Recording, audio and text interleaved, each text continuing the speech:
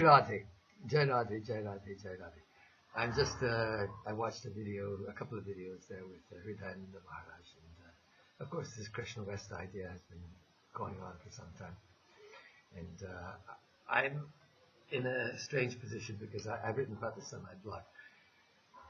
That I approve of the concept of Krishna West, and at the same time, it's not my path. And the reason for that is that I firmly believe that, like the metaphor that's given even in the Chaitanya Charitamrita, and it's also a very natural metaphor, the tree having many major branches and smaller branches, and so often going on to many, many branches, and that's the way that the tree spreads. The tree doesn't spread by being one single, you have some trees that grow like that, like the coconut tree. It's like one very, very straight line going up. So I suppose that's one particular way of the trees growing, right? But the Chaitanya tree is specifically said to have been a many-branched affair.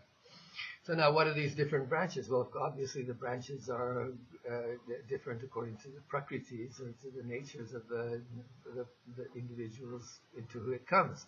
The seed lands on a certain ground, and according to the temperament and the nutrients in the soil there, that tree grows in a particular way.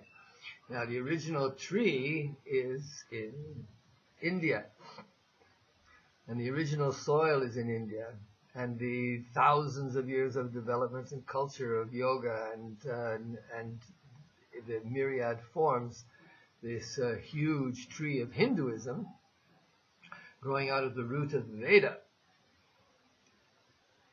So already we find that the Bahushakha Hyanantascha Buddhayo Avyavasayinam. So in that verse, in the Gita, it's telling us that the sadhaka has to pick one.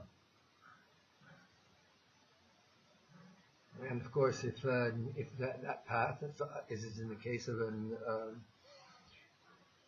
intelligent and let's say, I'll even go as far as to say a visionary, like Hridayananda. By visionary, I mean that he sees a path forward and insists on taking it. I also feel the same way about taking a path. I think that Ekanta Bhajan is the goal.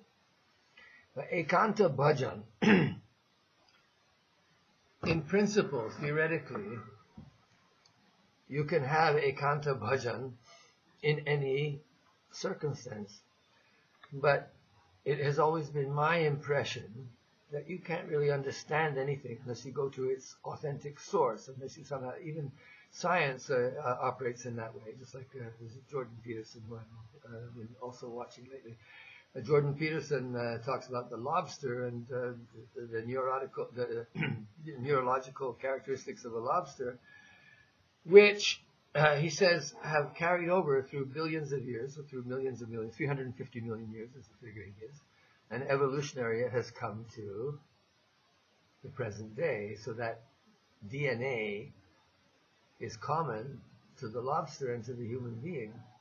And so if we see how it functions in the lobster, then we can understand a little bit better about humanity and about the way that human beings are are to understand themselves. So the process is to go to the origins, to go as close to the origins as one can in order to understand the present. So in the same way, Krishna Bhakti is the end line of thousands of years of development that came about in a particular historical circumstance, in a particular linguistic and social cultural circumstance. And so if you don't understand all the ingredients that were there in the beginning, then how do you haven't understood the thing, as it were. So you're trying to preserve there, you have, in the West, you have biases and conditions that are based on your Western cultural background, and you're going to naturally distort or disfigure the authentic Krishna consciousness, let's say, by dressing it up in jeans and t-shirt and so on, by giving it by compromising with the cultural beginning. Now, as an interim step, that's okay. And as a path of new discovery of God, that's okay, because God is discovered in myriad ways. But when one adheres to a tradition, then one attempts to at least follow the tradition, the old, as Prabhupada used to say, old wine in new dress or new cloth. So the old wine, it's a matter of having the old wine first, not some diluted or ersatz product. So, for instance, Gaudiya Vaishnavism, residence in Braj. What is the meaning of residence in Braj? Residence in Braj means to become a Brajavasi. What does it mean to become a Brajavasi? You're not going to symbolize that away and say that Brajavasi means that. Yes, it does mean this, that, and the other. It does mean, for instance, to say Radha and Krishna. Radharani means Mahabhava Swarupini, and Krishna means Rasaraj. So, does that mean that they are just those abstract nouns, that they are some abstract concepts that exist only in the brain? Absolutely not. Nor is Braja merely an abstract concept. It is an abstract concept, but it's also a reality. And the whole point behind Krishna consciousness, the one that we argue all day long and night long about Sagun and Nirgun, and the symbolic meaning, that's the Nirguna part. The formless part, I should say, the without form, the formless. And the Savishesh, or the Sagun, the Sarup form of God, that's the one that is specific. It's the specific to the general. And the specific is more important, the individual is more important than the general, than the group, the jati. The Vishesh is more important than the jati. And in this particular case, when talking about God, that God has a Vishesh and God has a jati.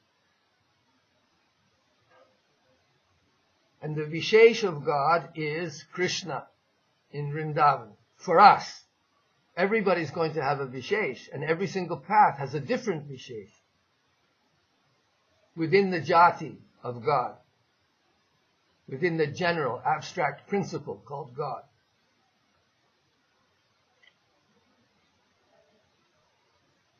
So we choose, by virtue of being in a particular sampradaya, in being a particular tradition, to want to know who it is that Chaitanya Mahaprabhu saw.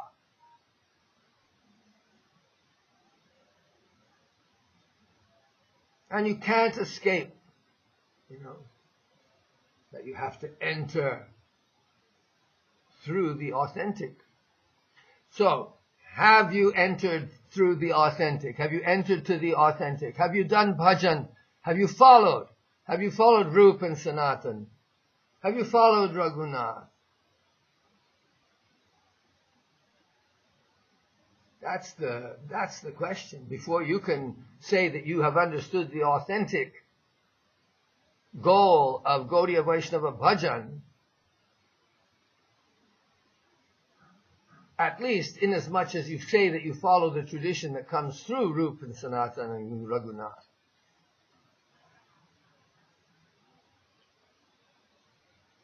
And to understand that is a life's work.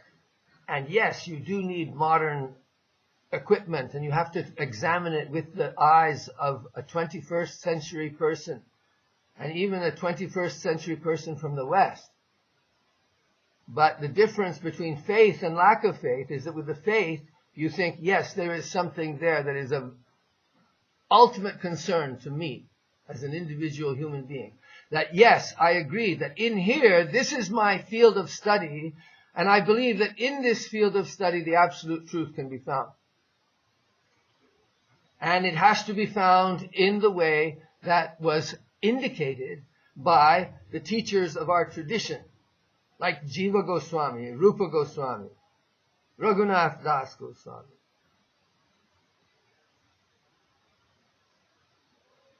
So there may be many, many stopping places along the way, but you have to keep your eye on the prize. And the eye and the prize is Vrindavan, not some imaginary Vrindavan. Vrindavan, the flesh and blood Vrindavan that has descended into the Prapancha. This one. Okay, Jai Sri Radhe.